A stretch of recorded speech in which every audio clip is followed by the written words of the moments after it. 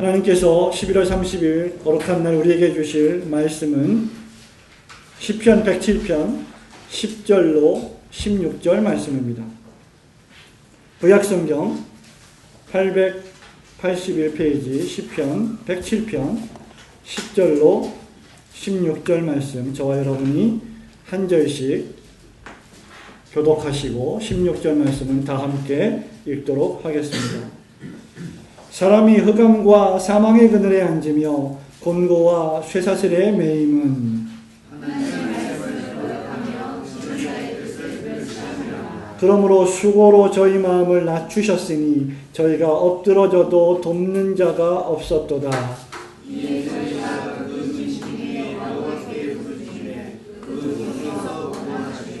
흑암과 사망의 그늘에서 인도하여 내시고 그 얽은 줄을 끊으셨도다.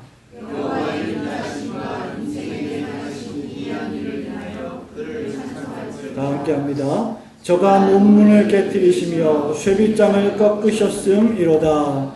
아멘. 하나님께서 오늘 이 말씀을 통하여서 우리에게 또 한번 깨닫게 해주신 은혜가 있기를 소원합니다.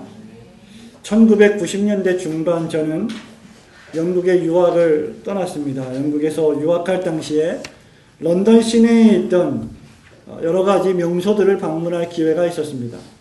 여러분들이 런던에 가보시게 되면 런던은 그야말로 많은 기독교 유적지의 장소라고 할 만큼 아주 유명한 장소들이 많이 있는데 그 가운데 하나가 바로 The Tower of London, 런던 탑이라고 하는 곳이고, 또 하나가 그 런던 탑을 중심으로 해서 런던 시내 지하에 엮여져 있는 런던 던전이라고 하는 곳입니다.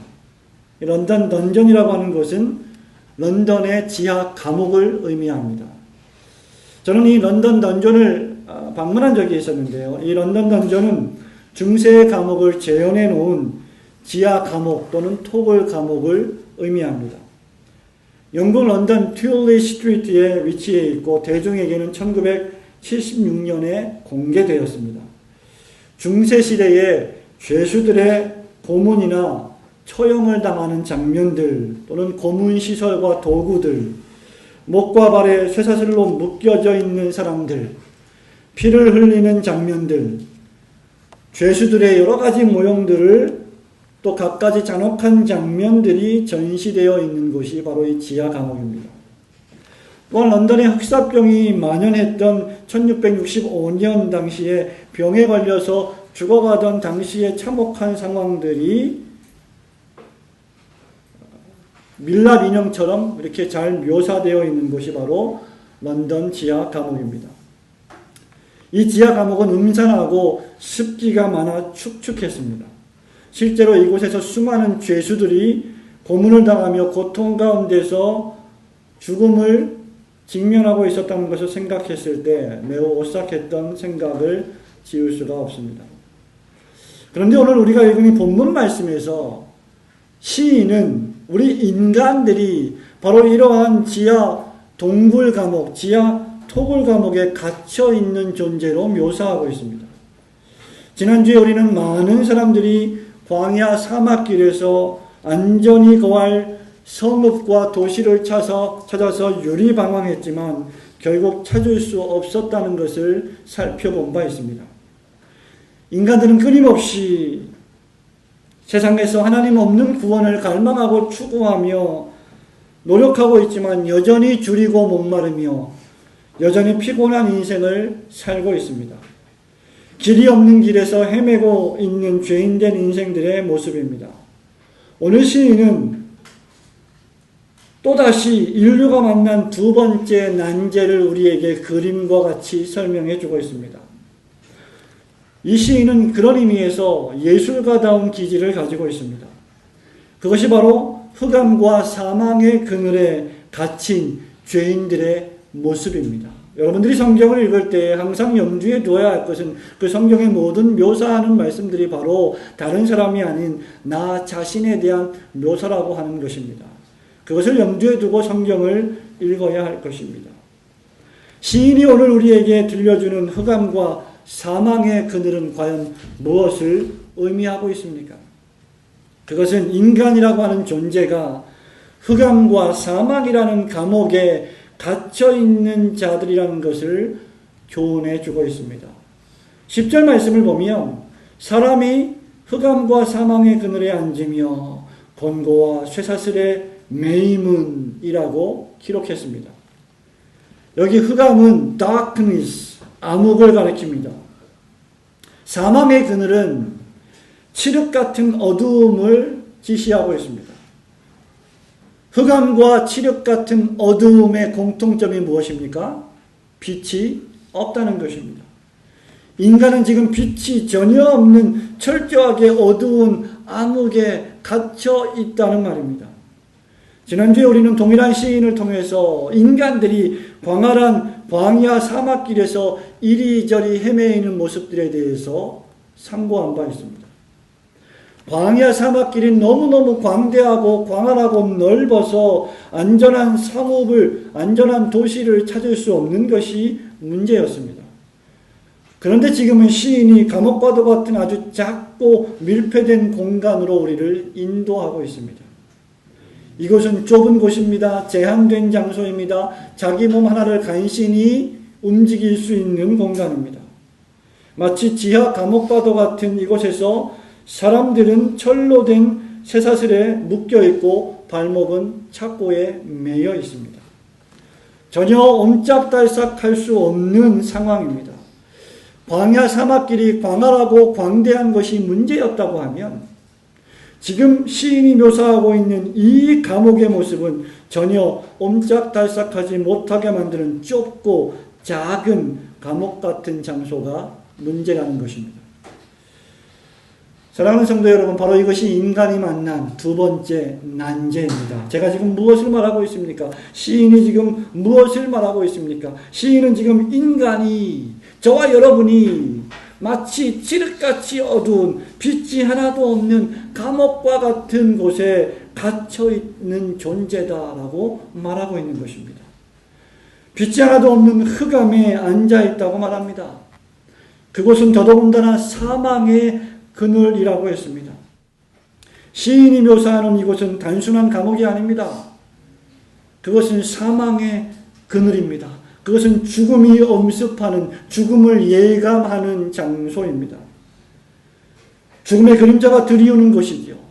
지하 깊은 곳에 도무지 한 줄기 빛도 보이지 않는 곳 말입니다. 저와 여러분이 이러한 지하 깊은 감옥에 빛이 전혀 없는 작고 밀폐된 공간에 관속 같은 이러한 지하 감옥에 갇혀 있다고 한번 생각해 보십시오. 뿐만 아니라 여기서 인간은 고통을 당하며 무엇인가의 곤고와 쇠사슬에 묶여 있습니다.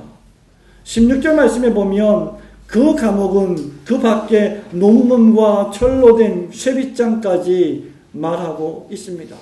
여러분이 운이 좋아서 이 감옥을 탈출한다 할지라도 이 감옥 밖에 있는 이 쇠빗장과 이 논문까지 탈출할 방법은 없는 것입니다.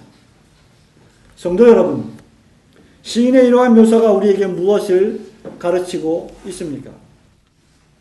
그것은 바로 저와 여러분이 처절하게 무능력하고 무기력한 존재임을 암시하고 있습니다. 이것을 신학적인 용어로 우리는 인간의 전적 타락이라고 말합니다. 인간은 교육을 말하고, 인간은 예술을 추구하고, 인간은 철학을 논하고, 과학의 진보를 말하지만 인생의 곤고와 비참에서 인간이 자기 스스로를 구원할 방법은 전혀 없음을 시인이 묘사하고 있는 것입니다. 그럼에도 불구하고 사람들은 종종 스스로를 구원해 보겠다고 하나님 없는 광야 사막길로 떠나곤 합니다. 그러다가 흑암과 사망의 그늘을 만나 곤고와 쇠사슬에 매여 헤어나오질 못하게 됩니다.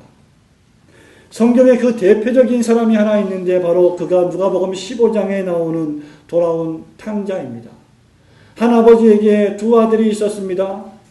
이 두 아들 가운데 둘째 아들이 집안에 살고 있는 아버지의 통제하에, 형님의 통제하에 살고 있는 이 삶이 너무나 갑갑하고 너무나 구속받는 삶이라고 여겨서 아버지한테, 아버지 나에게 할당된 재산을 다 나누어 주십시오. 저는 집을 떠나겠습니다. 라고 요구했습니다. 그러자 아버지는 어쩔 수 없이 그 둘째 아들에게 재산을 다 정리해서 둘째 아들의 몫을 주었습니다. 그러자 그 둘째 아들은 자기의 재산을 가지고 집을 떠나서 밖으로 나아가 버렸습니다. 그러나 며칠이 못되어 그가 가지고 있는 모든 재물을 다 모아서 허랑방탕했고 그 재산을 다 낭비했습니다. 급기야 여러분 잘 아시는 대로 그는 먹을 것이 없어서 돼지 우리에 들어가서 돼지들이 먹는 쥐염 열매로 굶주림을 해결하려는 비참한 인생으로 전락해버렸습니다. 성도 여러분, 이것이 인생입니다. 많은 사람들이 자신이 속박되어 있어서 자유롭지 못하다고 생각합니다. 아주 많은 사람들이 자신을 속박하는 모든 것들로부터 벗어나면 나는 진정한 행복을 누릴 수 있을 거야. 나는 나를 지금 속박하고 얽어매고 있는 이 모든 것들로부터 떠나면 나는 참된 구원을 얻을 수 있을 거야 라고 생각하며 지금에 있는 모든 속박된 삶을 벗어버리기를 원합니다. 저는 한 번도 가출해 본 적이 없지만 혹시 청소년들 가운데 가출한 경험이 있는 친구가 있습니까? 부모님의 잔소리가 싫고 아버지 어머니의 잔소리가 싫어서 이것만 벗어나면 나는 진정한 자유를 얻을 수 있다. 아, 우리 아버지 우리 엄마는 너무 나를 속박하고 너무 나를 억압해. 나는 이 집을 떠날 거야. 그렇게 생각하는 것이 바로 환상입니다. 그런 순간 바로 흑암과 사망의 감옥이 여러분을 기다리고 있음을 명심해야 합니다. 나의 남편으로부터 내가 떠나고 나의 아내로부터 내가 떠날 수만 있다면 나는 또 다른 행복을 추구할 수 있을 거야 라고 생각하는 것이 바로 사단의 유혹입니다. 저는 꽤 오래전에 아주 멋진 여성 잡지의 창간호를 알리는 광고 캐치프레이즈를 본 적이 있는데 그 문구를 읽는 순간 정말로 멋진 말이라고 생각하며 감탄을 하지 않을 수 없었습니다. 그 여성 잡지의 캐치프레이즈의 광고 문구는 이랬습니다. 이혼, 또 하나의 화려한 선택입니다. 얼마나 멋진 문장입니까? 이혼, 또 하나의 화려한 선택입니다. 어떻게 한 여자하고 평생을 영원토록 같이 살 수 있겠느냐? 수십 명의 여자와 수십 명의 남자와 살아보는 것이 진정한 행복이고 진정한 인생의 낭만이 아닌가? 여러분, 그 순간 흑암과 사망의 그늘이 여러분을 엄습하게 될 것입니다. 지금은 그저 부모님이 교회를 가라 하니까 억지로 끌려가지만 내가 집을 떠나는 그 순간, 그날 나는 진정 구속에서 자유로울 수 있을 거야 라고 상상하며 교회를 떠나가고 있는 사람들, 그리스도의 품에서 떠나가고 있는 사람들, 하나님의 품에서 떠나가고 있는 사람들이 바로 흑암과 사망의 그늘에 앉아있는 사람들입니다. 여러분, 1993년도에 현실문화연구팀이 쓴 미메시스 출판사에서 출간된 책이 하나 있습니다. 이 책의 제목은 신세대 내 멋대로 하라는 책입니다. 참 도발적인 책 제목이 아닙니까? 이 책에서 저자는 우리 신세대에게 있어서 가장 위대한 영웅은 요한 세바스찬 바하가 아니라 서태지와 아이들이다. 그러면서 그는 이 책에서 이렇게 쓰고 있습니다. 새로운 세대는 현실보다는 꿈을, 과학보다는 상상을, 우아함보다는 촌뜨기를, 명예보다는 불명예를, 이성보다는 감성적 활동을, 현명함보다는 백치를, 사랑보다는 섹스를, 아름다움보다는 추함을, 책임보다는 무책임을, 긍정보다는 부정을, 절묘함보다는 엉터리를, 스타보다는 어릿광대를, 성보다는 악을, 신의보다는 사기꾼을, 법의 옹호자보다는 법의 파괴자를, 정상인보다는 정신병자를, 깨끗함보다는 오물덩어리를, 계획보다는 무계획을, 질서보다는 무질서를, 적응보다는 반란을, 무조건적으로, 단호하고 절대적이며 명쾌하게 옹호한다. 이것이 우리를 자유로 이끄는 단 하나의 길이며 절대적인 지상 명령이다. 여러분, 무서운 말이 아닐 수 없습니다. 그러나 이것은 진정한 자유를 주시는 하나님으로부터 등을 돌리게 만드는 사탄의 유혹에 넘어간 무기력한 인간의 하소연일 뿐임을 명심해야 합니다. 사탄은 우리로 하여금 하나님으로부터 등을 돌려 세상을 향하게 만듭니다. 그리고 그 세상에서 우리가 추구할 진정한 자유가 있다고 유혹합니다. 사탄이 아담과 하와를 유혹했던 것이 바로 그것이었습니다.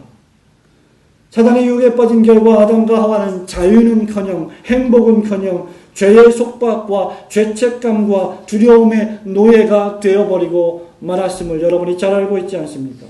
그들은 흑암과 사막이라고 하는 어두운 감옥에 갇혀 하나님의 음성을 들을 때에 동산나무 사이 음습한 곳에 숨을 수밖에 없었던 것입니다. 아담과 하와는 죄를 범한 이후 동산에서 부르시는 하나님의 음성을 듣고 두려워하게 되었습니다. 사랑하는 성도 여러분, 여러분이 흑암과 사망의 그늘이라고 하는 감옥에 빠지게 되었을 때 여러분 자신에게는 아무런 소망이 없음을 깨닫고 하나님께 부르짖는 지혜로운 성도들이 되시기를 축원합니다. 그렇다고 하면 왜 도대체 인간이 이런 흑암과 사망이라고 하는 감옥에 빠지게 되었을까요? 그것은 단 한 가지 이유밖에 없습니다. 그것은 바로 인간이 하나님을 거역하고 대적한 죄의 결과입니다. 10절 말씀, 11절 말씀을 보십시오. 사람이 흑암과 사망의 그늘에 앉으며 곤고와 쇠사슬에 매임은 하나님의 말씀을 거역하며 지존자의 뜻을 멸시함이라 라고 시인이 대답하고 있습니다. 이 시편 기자처럼 인간의 죄에 대해서 명쾌하게 설명해 주는 사람도 없을 것입니다. 죄가 무엇입니까? 두 가지입니다. 하나님과 하나님의 뜻에 거역하는 것, 그리고 지존자의 뜻을 멸시하는 것입니다. 우선 첫째로 죄는 하나님과 하나님의 뜻에 대한 반역입니다. 하나님에 대한 거역입니다. 죄는 하나님의 말씀에 대한 반항입니다. 죄는 하나님과 하나님께서 뜻하시고 의도하시는 것에 대한 의도적인 거역입니다. 여러분, 인간들은 죄를 어떻게 정의합니까? 인간들은 종종 도덕적으로 죄를 정의하는 경향이 있습니다. 좋지 않은 것을 행하는 것이 죄라고 말합니다. 친구를 때리는 것이 죄라고 말합니다. 사람을 죽이는 것, 살인을 죄라고 말합니다. 강간을 죄라고 정의합니다. 도적질하는 것을 죄라고 정의합니다. 사업을 하면서 사기치는 것을 죄라고 말합니다. 나쁜 말, 나쁜 행동, 악한 일, 그런 것들을 죄라고 말합니다. 그리고는 나는 그런 것들을 행하지 않았으니 나는 죄인이 아니다. 나는 적어도 저런 사람들과는 차원이 다른 사람이다. 나는 선한 사람이다. 나는 착한 사람이다. 나는 의인이다라고 그들은 말합니다. 그들이 어떻게 죄를 정의합니까? 비교, 대조함으로 죄를 정의하죠. 나는 다른 사람보다 덜 나쁘니 죄인이 아니다 라는 말입니다.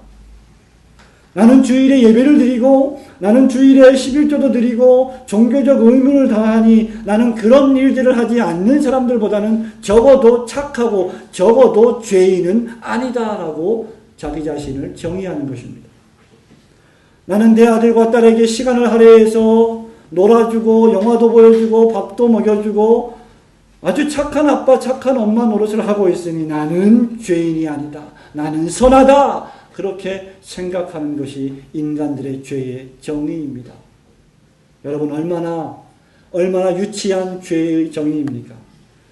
죄의 진정한 정의는 그 행동에 있지 않고 관계에 있음을 명심해야 합니다.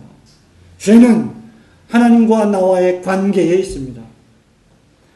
저는 여러분이 얼마나 훌륭한 아빠이든지, 여러분이 얼마나 훌륭한 엄마이든지, 여러분이 얼마나 훌륭한 자녀이든지 아무런 관심이 없습니다. 저는 여러분이 과연 하나님과 어떤 관계에 있는지가 관심이 있을 뿐입니다. 죄의 본질은 하나님을 거역하는 것입니다. 하나님의 뜻을 거역하는 것입니다.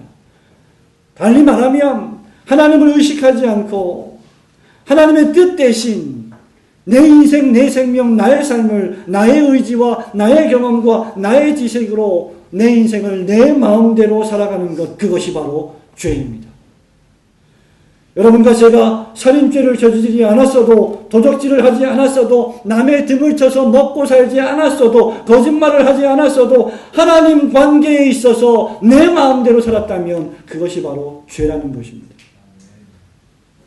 바리새인이 왜 죄인이었습니까? 왜 바리새인이 회칠한 무덤이라고 하는 비난의 소리를 들었습니까? 외면적으로는 거룩하고 선하고 종교적인 사람이었습니다. 그러나 하나님과의 관계적인 측면에서 보았을 때 그는 회칠한 냄새나는 무덤일 뿐이었음을 명심해야 합니다.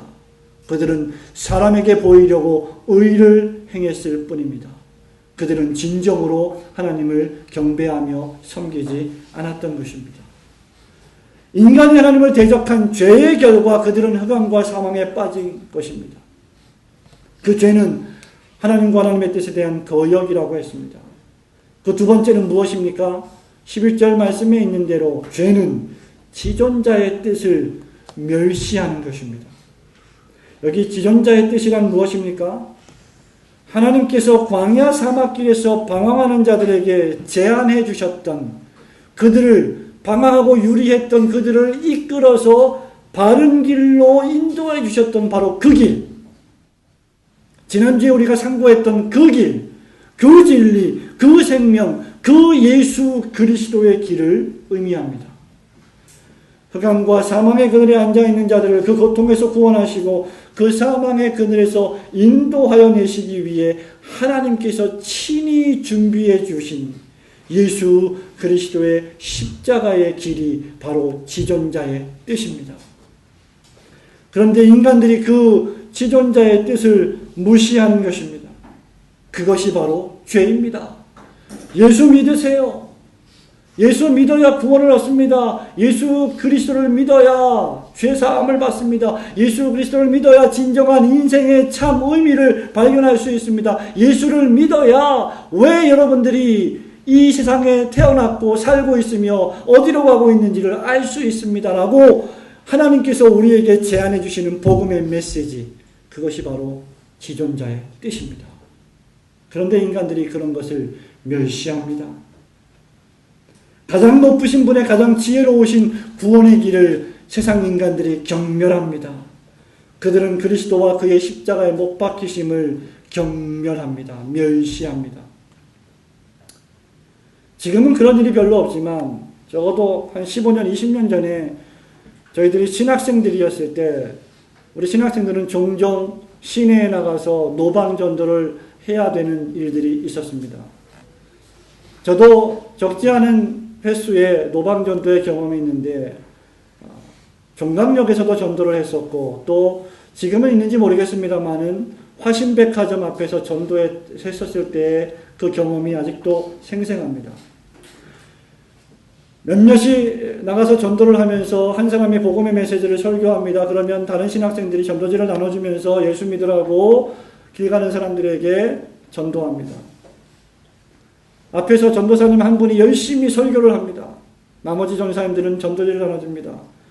그런데 저는 어떤 한 여대생으로 보이는 젊은 여학생이 제 앞을 지나가면서 열심히 설교하는 그 전사님의 모습을 보고 이렇게 말하는 소리를 들었습니다. 너무 광적이야. 여러분, 그녀의 눈에는 그렇게 복음을 전하는 것이 어느 광신도 집단의 모습으로 비쳤을 것입니다. 너무 과격한 전도 행위에 대해서는 논란의 여지가 있지만 여러분, 이것이 타락한 죄인이 보이는 거의 유일한 반응입니다. 너무 광적이야. 뭐 그렇게 교회를 매주 나가? 뭐 그렇게 예배를 드려? 뭐 그렇게 기도를 해? 뭐 그렇게 밖에 나와서까지 전도를 해? 예수 그리스도의 십자가만 믿으라고? 예수만 믿어야 구원을 받는다고? 너무 배타적이야. 이것이 지존자의 뜻을 멸시하는 것입니다. 십자가가 그들에게는 경멸의 대상인 것입니다. 십자가가 그들에게는 광적으로 보이는 것입니다. 유대인이 그랬습니다. 헬라인이 그랬습니다. 그래서 그들이 예수 그리스도를 십자가에 못 박은 것입니다. 그러나 그리스도의 십자가는 지존자의 뜻입니다. 여기 지존자는 누구십니까? The council of the most high. 가장 높은 곳에 계시는 지극히 높으신 자의 뜻입니다. 가장 높은 하늘에 좌정하신 분, 가장 높으시고 가장 위대하신 분, 가장 지혜로우신 분, 왕 중의 왕이요 만주의 주가 되시는 분, 가히 그 어떤 인간도 그 지혜를 찾지 못하실 위대하신 분. 그에 비하면 여러분과 저는 티끌 같은 존재가 아닙니까? 하나님에게 비하면 우리는 단지 먼지와 같지 않습니까? 아침 안개와 같지 않습니까? 아침에 피었다가 저녁에 지고 마는 들풀들과 같지 않습니까? 그저 수많은 질병 앞에 속수무책인 피조물이 아닙니까? 감기 하나도 제대로 정복하지 못하는 미력한 인생이 아닙니까? 아주 작은 눈에 보이지 않는 세균 하나 때문에 죽을 수밖에 없는 나약한 인간이 아닙니까? 그럼에도 불구하고 우리는 감히 하나님을 거역하고 두려움 없이 지존자의 뜻을 멸시하고 있지 않습니까? 그 결과가 무엇입니까? 12절 말씀에 보면 그러므로 수고로 저희 마음을 낮추셨으니 저희가 엎드러져도 돕는 자가 없었도다. 여러분, 죄의 결과는 여러분과 제가 하나님을 떠나서 유리방황하며 하나님을 거역하는 그 결과는 수고와 고통뿐입니다. 죄는 처음에 아름답게 보입니다. 죄는 매력적으로 보입니다. 그러나 이내 허랑방탕하게 만들고 여러분의 인생을 타락하게 만들고 갉아먹고 여러분을 절망하게 만듭니다. 어려움의 연속입니다. 고통의 연속입니다. 죄의 결과, 인생의 삶, 여러분과 저의 인간의 삶이라고 하는 것은 수고로운 일의 연속입니다. 그래서 그들은 엎드러집니다. 고통의 연속입니다. 사람들이 죄를 지으면 그것에 대해서 끊임없는 문제가 발생하게 되어 있습니다. 오늘날 사회에 또 교회에 발생하는 끊임없는 문제와 수고와 고통의 소리들을 들어보시기 바랍니다. 모두가 다 죄의 결과가 아닙니까? 하나님을 거역하고 하나님의 뜻대로 살지 않은 결과가 아닙니까? 지존자의 뜻을 멸시하고 자기 고집을 피운 결과가 아니고 무엇입니까? 아담과 하와를 보십시오. 아벨을 살해한 가인을 보십시오. 밧세바를 범한 다윗을 보십시오. 그 죄를 은폐하기 위해서 끊임없이 또 다른 죄를 짓고 또 다른 수고로움과 고통 속에 빠져 살아야 하지 않았습니까? 하나님의 뜻에 반하여 자기들 마음대로 왕을 세운 이스라엘 장로들에게는 사울로 인하여서 사울 왕으로 인하여서 얼마나 엄청난 고통을 끊임없이 당해왔습니까? 그들 앞에 끊임없는 수고로운 문제가 발생하고 있지 않습니까? 그리고 그들을 도울 자는 하나도 없습니다. 인간의 고난을 당하는 이유 가운데 하나는 하나님께서 그들의 마음을 낮추시기 위함입니다. 하나님은 여러분과 제가 죄를 짓도록 그대로 방치하시는 분이 아니십니다. 왜냐하면 여러분과 저를 사랑하시기 때문입니다. 그래서 여러분들이 범죄했을 때, 하나님을 거역했을 때, 하나님을 떠나려고 할 때 여러분들의 마음을 낮추시고 여러분들에게 고통과 고난을 주셔서라도 다시 하나님 앞으로 돌아오게 만드시는 위대하신 사랑의 하나님이심을 믿으시기를 축원합니다. 그래서 이런 경우에 신자에게 있어서 질병이나 고난은 유익이 되는 것입니다. 그로 인해서 여러분이 얼마나 더 절절하게 하나님을 의지하게 되고 하나님께 기도하게 되고 하나님의 뜻을 찾게 됩니까? 사랑하는 성도 여러분, 우리가 만나는 흑암과 사망의 그늘이 하나님을 대적한 결과임을 깨닫고 지존자의 뜻에 순종하는 여러분들 되시기를 축원합니다. 우리가 하나님의 뜻을 거역하고 지존자의 뜻을 멸시하여서 고통을 당할 때 우리가 해야 할 유일한 길은 지난주에 살펴본 말씀과 같이 하나님께 부르짖는 것 뿐입니다. 14절 말씀에 보면 저들이 근심 중에 부르짖음에 그 고통에서 구원하시되 하나님이 흑암과 사망의 그늘에서 인도하여 내시고 그 얽은 줄을 끊으셨도다 라고 기록하고 있습니다. 또한 16절에도 저가 논문을 깨뜨리시며 쇠빗장을 꺾으셨음이로다 라고 기록하고 있습니다. 성도 여러분, 우리가 해야 할 일은 두 가지입니다. 하나님께 부르짖는 것입니다. 그리고 지존자의 뜻인 복음을 받아들이고 믿고 영접해야 하는 것입니다. 그러면 하나님께서는 흑암과 사망의 그늘에서 우리를 인도하여 내십니다. 이것이 복음이 하는 일입니다. 예수를 믿으면 너와 내 집이 구원을 얻을 것이다. 이것이 바로 예수 그리스도께서 십자가에서 행하신 일이요 성령께서 우리의 심령 안에서 행하시는 일입니다. 그분은 여러분이 예수님을 찾고 예수님을 믿고 죄를 회개하며 예수님을 영접할 때 여러분을 어둠과 암흑의 절망에서 이끌어내시고 건져내시는 유일한 길이요 진리요 생명이 되십니다. 그리고 또한 여러분이 부르짖고 그분의 뜻을 받아들일 때 우리를 얽어매고 있는 수많은 그 율법의 줄들을 끊으시는 위대하신 하나님이십니다. 사단이 우리를 결박한 율법의 조항들로부터 저주와 사망의 권세로부터 우리를 해방시키셨습니다. 사탄은 정복당했습니다. 죄는 용서받았습니다. 쇠빗장은 산산조각나고 굳게 닫힌 철문은 활짝 열렸습니다. 이제 우리는 더 이상 끔찍한 감옥 안에 있지 않습니다. 그렇기 때문에 그리스도 예수 안에 있는 자에게는 더 이상 정죄함이 없는 것입니다. 믿으시기를 축원합니다. 그러므로 여러분이 사탄의 손아귀에 있습니까? 사탄이 여러분의 귀에 속삭이고 있습니까? 하나님께 부르짖으십시오. 하나님께 도움을 요청하십시오. 사탄이 여러분의 귀에 대고 속삭입니까? 야, 그 누구도 이제 너를 도울 수 없어. 너는 철저하게 더러운 죄인이야. 너는 이제 끝났어. 너의 가정, 너의 부부관계, 너의 자녀관계, 너의 가정은 파멸이야 라고 속삭일 때 그때 하나님께 무릎을 꿇고 기도하시기를 축원합니다.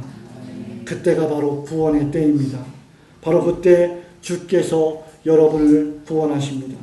여러분을 인도하시고 사망줄을 끊으시는 분이 바로 우리 구주 예수 그리스도이십니다. 바울은 골로새서 1장 13절에서 우리를 흑암의 권세에서 건져내서 그의 사랑의 아들의 나라로 옮기셨다고 선포하신 바 있습니다. 사랑하는 성도 여러분, 말씀을 맺습니다. 여러분은 지금 어디에 계십니까? 인생의 광야길에 있습니까? 사막길에 있습니까? 흑암과 사망의 그늘에 앉아 있습니까? 절망이라고 하는 토굴에 갇혀 있습니까? 하나님 없는 죄의 길을 떠나서 바른 길을 찾아 그 길로 행하는 성도들이 되시기를 축원합니다. 한번 그 길을 걸어갔으면 부주의하게 그 길에서 벗어나 금지된 땅에 발을 들이지 않기를 축원합니다. 혹시라도 죄의 길에 빠져 고통 중에 있다면 하나님께 부르짖으십시오. 하나님께서 여러분을 반드시 구원하시고 그 고통에서 인도하여 주실 줄로 믿습니다.